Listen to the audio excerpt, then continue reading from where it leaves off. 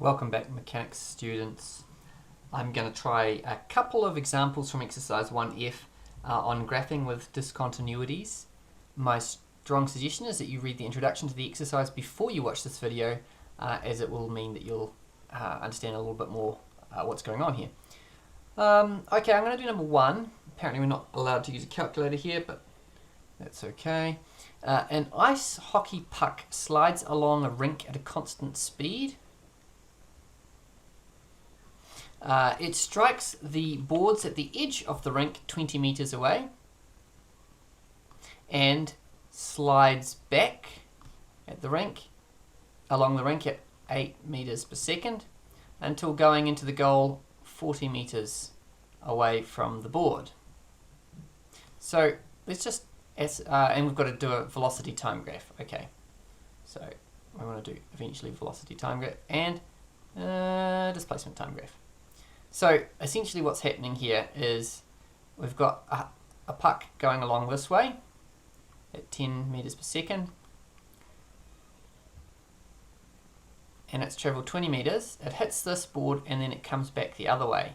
Now when it comes back the other way, it's going 8 meters per second and it goes 40 meters this time till it hits the goal. Okay, so that's what we're doing. Okay. Now, I'm going to divide this into two parts. Part 1 will be the action moving towards the board. I know that my initial speed is, velocity is 10 meters per second. I'm just going to put the numbers because it'll make life easier. 10 meters. And I know that it's 20 meters away. Now it's constant speed, so there's no acceleration, so therefore my time must be 2. That's how long it does that for. So it's part 1, and then part 2 we're going to do over this side. I know that u is -8 because we're doing a displacement and a velocity time graph, so we've got to take into account direction. So that's why I'm going to do negative. And I know that S is -40, whereas S was 20 in the other one, going in the opposite direction here. And time that it took must be there for 5 seconds, isn't it? 5 8's 40. Okay. So let's do these graphs then.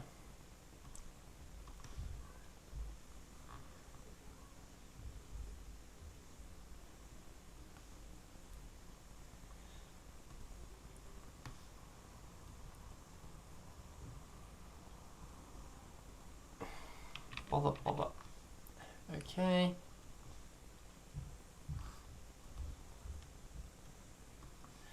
Put a line in here. Alright, so this is our velocity. This is our time. Now we know that we're travelling at a constant speed and it starts off at 10.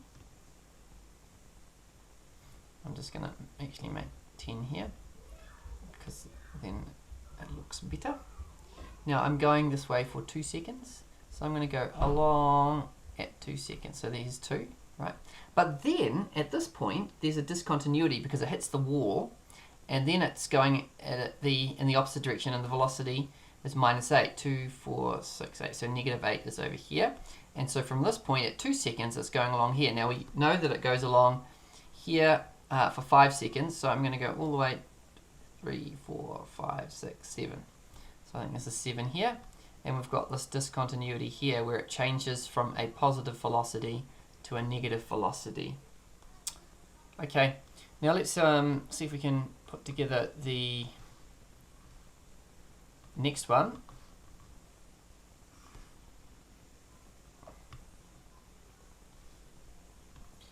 And this time we're going to do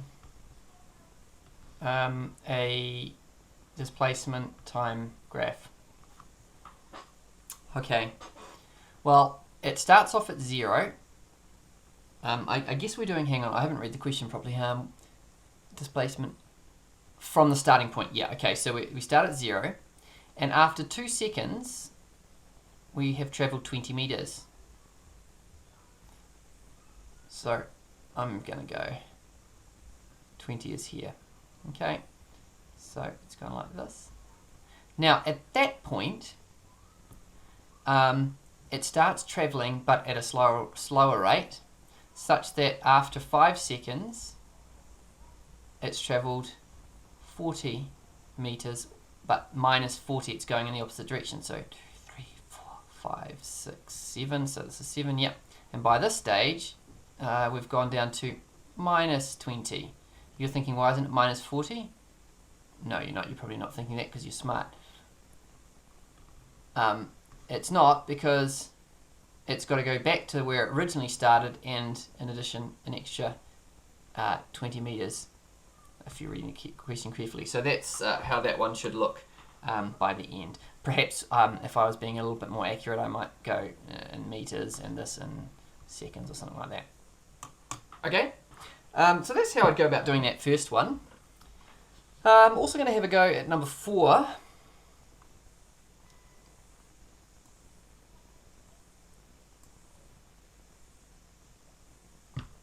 Now let's have a look at this. What have we got? Okay, a ball is dropped from rest, so that's important. 20 meters above the ground. We've got acceleration now. Okay, due to gravity is 10 meters per second. Bounces on the ground and leaves speed half the speed it struck the ground. We don't know the speed it struck the ground, so we're going to have to find the speed it struck the ground. Caught when it reaches its highest point. Okay. Ooh, this looks interesting. I'm going to divide this into a couple of parts.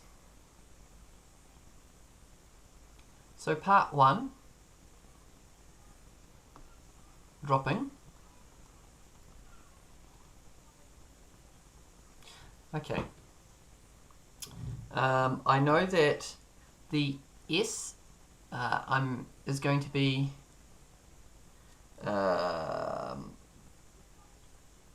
minus 20 because it's going down.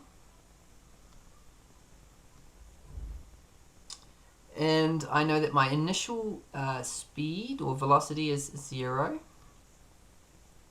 I do want to find the speed it hits the ground.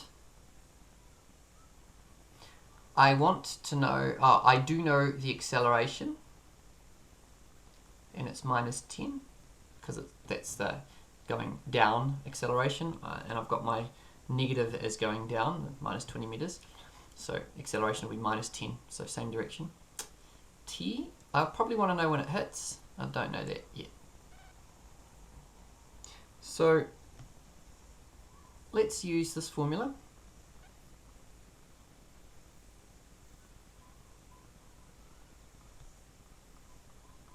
Plus half a t squared. So minus 20 is equal to 0 times t is 0, plus half times negative 10 times t squared.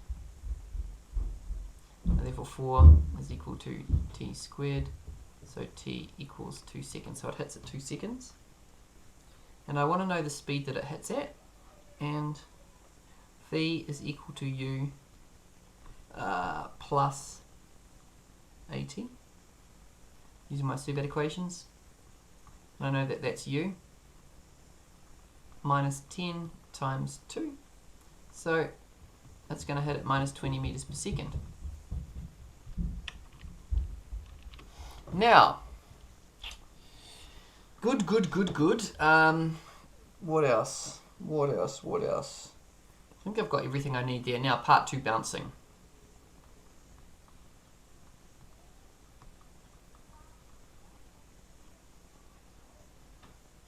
Well, I don't know its highest point, but I do know the initial speed in this case is going to be half of the speed that it bounced at. Now, the trick here is to realize that since it's bouncing, it's going to be positive because it's going up, whereas the speed when it hit was the speed going down, which was minus 20. So I'm going to go just back up the track. The velocity as it hit was minus 20, so the velocity that it bounces and is going up will be 10, right? The speed is half, but the velocity we're going to divide by 2 and change the sign. Okay, just be aware of that. The ball is caught when it reaches its highest point. We know that again we've got an acceleration due to gravity, which is minus 10. And we know that the speed when it reaches its highest point is 0, because it reaches 0 and then it starts to fall. So it gets caught just before it starts to fall. I might want to find t, how long it takes to reach its highest point. And I might want to find s as well. So let's do t. So v equals u plus at. 0 equals 10 plus minus 10t. So t must be 1. Now we're going to find s. S equals ut plus half at squared. And in this case we have u is 10. We know it's times 1 plus half times negative 10 times 1 squared. And that gives me a distance of 5 meters. And I think I have everything I need for these two graphs. Well, let's see. So the first graph is a, we'll do the speed one, the velocity one.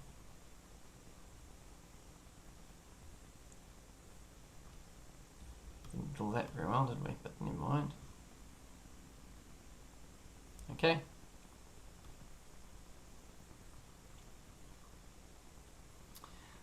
All right. Now, we know it starts off a velocity at the beginning is actually 0 because it's dropped from a point at rest. We know that after how many seconds does it take to hit the ground? 2 seconds, I think. By 2 seconds, it's now at 20 meters per second. So I'm going to go minus 20 here. And it will be at this point. Okay. And then, at that point, it bounces. And straight away, we know that it has a velocity that's now positive. It's going up, so it's got a positive velocity of 10. And we know that it takes 1 second for that to reach a 0 velocity. So I'm going to have something that looks like, I'll just join up these dots, something that goes from here to here. There's then going to be a discontinuity. And there'll be another one from here to here.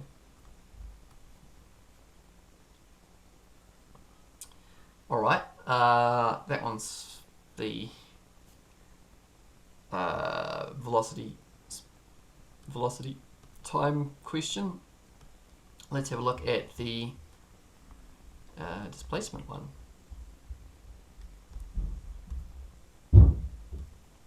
And let's try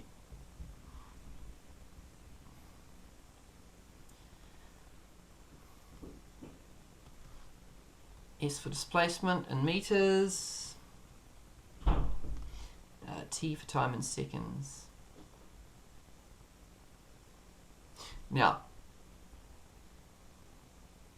we'll say 20's up here. It starts 20 meters away from the ground. You might have been thinking, why didn't he put a negative axis on his displacement? Well, because it can't go through the ground. Right? This is not some bomb, it's a ball that's going to bounce. So it's going to reach, after 2 seconds, we're going to have a point here. And then it bounces up. and we found that it bounced up to 5 meters. And 5 meters now, I think I probably shouldn't have used this scale. That's okay. It'll be at 5 meters here, so that's 5. Now, the thing to realize, so we've got a starting point here. The thing to realize is we've got acceleration here. So these lines are not going to be straight. It speeds up. So at the start, it will be slower and it'll speed up. So it'll curve like this. I haven't quite done that right, but you get the general idea. So it starts off shallower, and as it speeds up, the line should get steeper because gravity is increasing its speed. So it starts off with 0, so it's not traveling very far. But as you get further along in time, the gravity has pulled it to a higher acceleration. Now, from this point on the ground, it starts off fast, and then it slows down slowly because gravity is starting to have an impact and slowing that speed or that velocity up. So it's going to look like that. If you're not sure about this curvy business, I just want you to maybe spend a little time thinking about that. See if you can understand why it's curved in those two ways there. Alright, well that's all I'm going to do on this exercise, but if you are stuck, please let me know, and I'll see what I can do to help. Alright, good luck guys.